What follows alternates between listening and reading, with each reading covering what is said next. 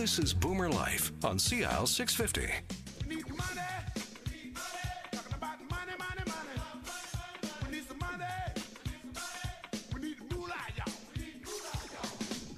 y'all. Welcome back to Boomer Life. Stirling Faux with George Abakhan, president of Abakhan and Associates, trustees in bankruptcy, and our trusty producer, Dwayne Bishop, with some money music in the background as we talk about, solutions to debt problems. George's company, Abakhan and Associates, are specialists in debt settlement and debt restructuring, as well, of course, of being trustees in bankruptcy. George, when people come to you to see you and your colleagues at your offices, 5 of them around the province, or whether you jump in the car and end up going to their place, by the time they've picked up the phone and arranged for a rendezvous with a trustee in bankruptcy, their life has probably become pretty no fun.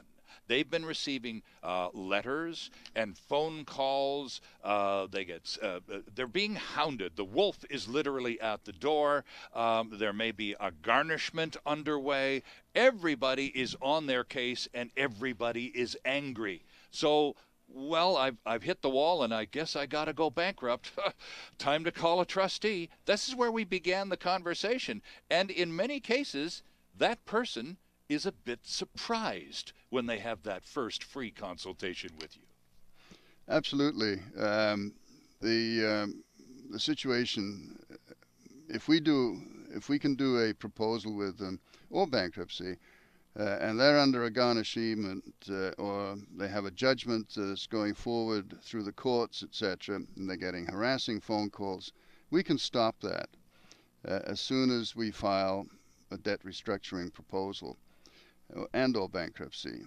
As I say, we prefer to do the proposals. We feel it's better for the people. Sure. And allows them to feel better with themselves because at least they offered something to the creditors. Do the creditors and those loud, rude collection agencies, do they make a distinction between a consumer proposal and a bankruptcy, or once the client comes under the auspices of Abakhan and Associates, does the wolf at the door, are they just sort of forced to go away?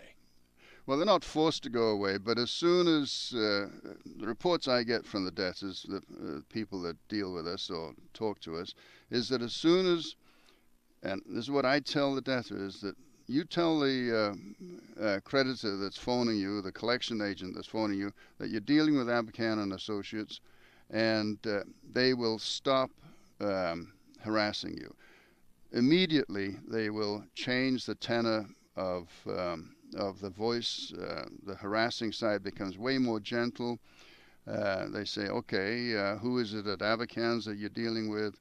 Or when will I get the paperwork? And generally, I tell the debtor that at the stage that we're at, it'll be another 5 days before they actually get the paperwork. Mm-hmm. And those calls all stop. We also immediately get the information necessary if there's a garnishment, and notify Revenue Canada if that's the person that's garnishing, but that may not necessarily be the case. There may be other people. So you can stop a garnishee? We stop a garnishee right in its tracks. Interesting. So within the course of an initial interview, when you decide this person's case has merit and you're going to assist them, you can pretty much shut down that awful stuff in what a couple of weeks, George, couple of days? Well, it depends how fast we can get the information. If the person is able to submit the information, we can probably do it within a 2-day period. And in certain instances, if it's a larger bankruptcy or proposal, we can do it in even less than 2 days, but that requires other information that we have to have. Well, imagine the enormous relief already just to have that really awful element of your life eliminated. You haven't still solved much, but you've got the yelling stopped. Well, and not suddenly, only that, suddenly then you can think again. Yeah, we've also got, generally a garnishee is with 33% of whatever income that the guy is getting, right, what the debtor is getting. That 33% could be a significant amount that's enough to pay the rent, etc. If we can get the paperwork done and filed, then we can notify the payroll payer that the garnishee is lifted, and they won't take that 33%. Interesting stuff. And, So, when a person comes to you and you accept the case and you decide, okay, now, because you said you ask a few basic questions, you're a pro, you've been at this a very long time. How much do you make? How much do you owe?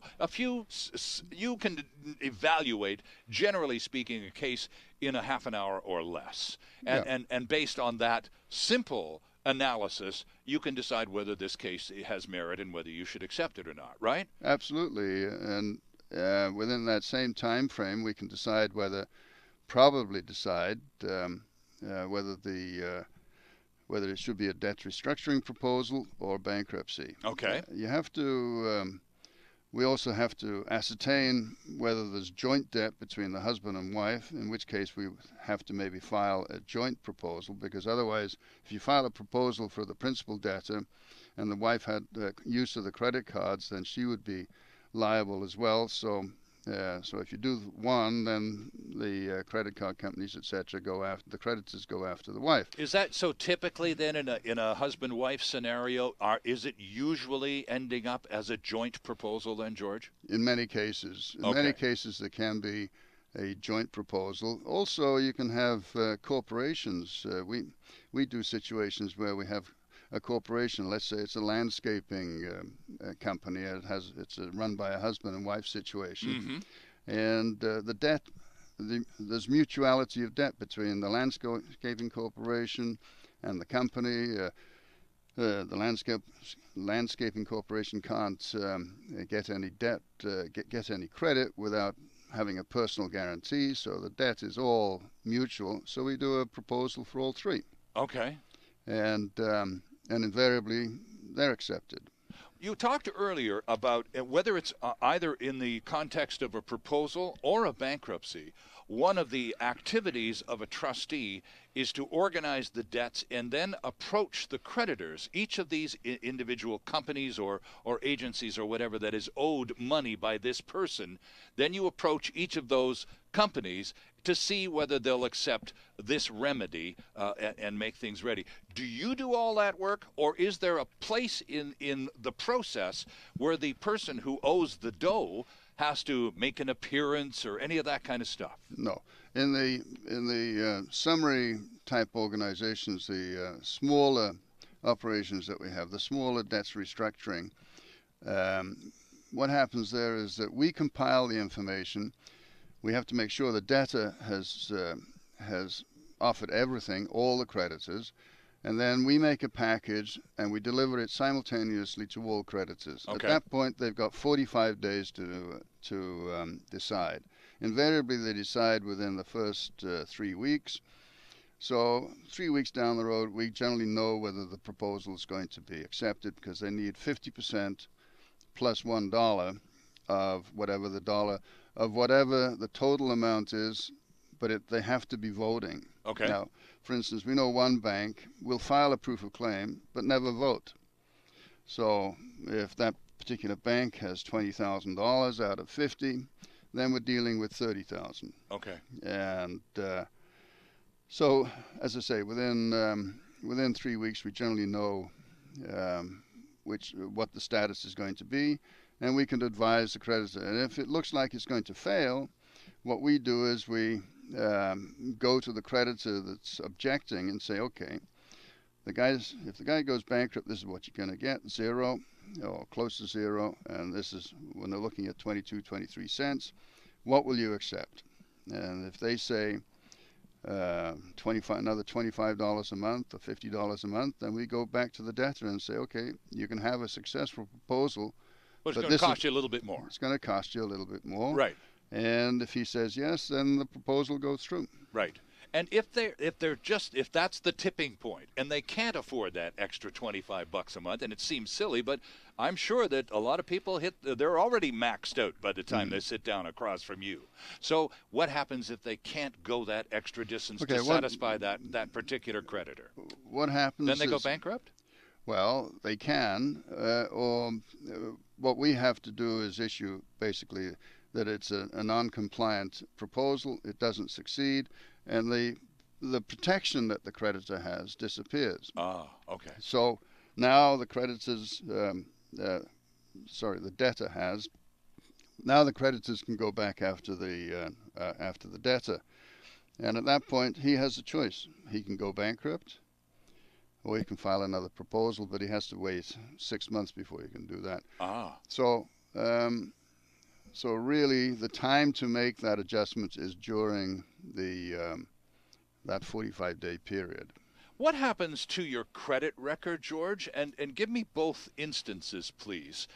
When a person files, I mean, your credit record is already, of course, completely shot. If you're in debt and sitting across the desk from a trustee, chances are there's not much left to it. But what's going to happen when if you file a proposal versus if you go bankrupt to your credit record? Well, in both cases, it'll be listed as being, in the one case, bankrupt, and in the other one as making a settlement. Sometimes the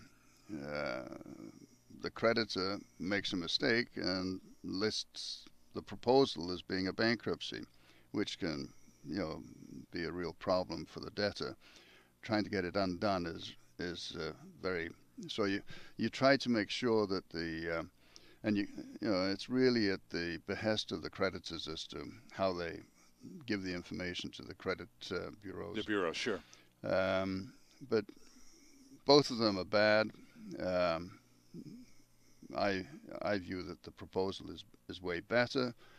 You can also reestablish your credit probably easier. You don't have on a bankruptcy, you have to file income and expense statements every month. You have to, if you get over a certain amount, depending on what your take-home pay is, then it can be extended for 21 months. And if it's a second-time bankruptcy, then it can be extended even further. So in a proposal, for instance, we would advocate that somebody get a prepaid credit card from a financial institution that they're dealing with, preferably not one of the financial institutions that is angry at them, right? Yeah. That they wrote off, and with that prepaid credit card, because now remember, if they were paying say $2,000 a month on credit cards, now we got them down to say $500 or $400.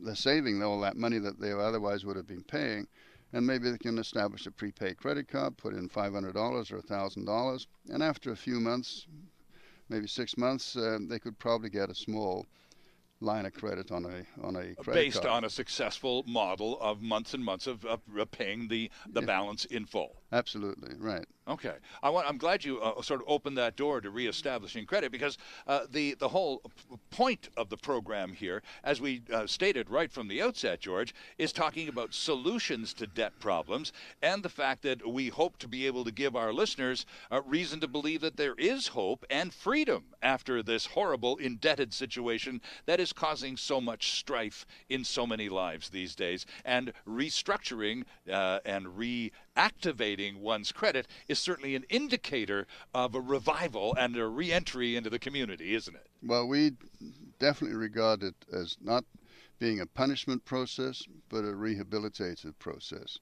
It's, in other words, we're not trying to punish people, right, but we're trying to rehabilitate them and have them understand credit on an ongoing basis. Our guest is George Abakhan, the president of Abakhan and Associates, trustees in bankruptcy, specialists in debt settlement and debt restructuring, and online at abakhan.com. Abakhan, it's spelled ABAKHAN.com. Back with more on Boomer Life in a couple of minutes. Celebrating the baby boomer lifestyle. This is Boomer Life on CISL 650.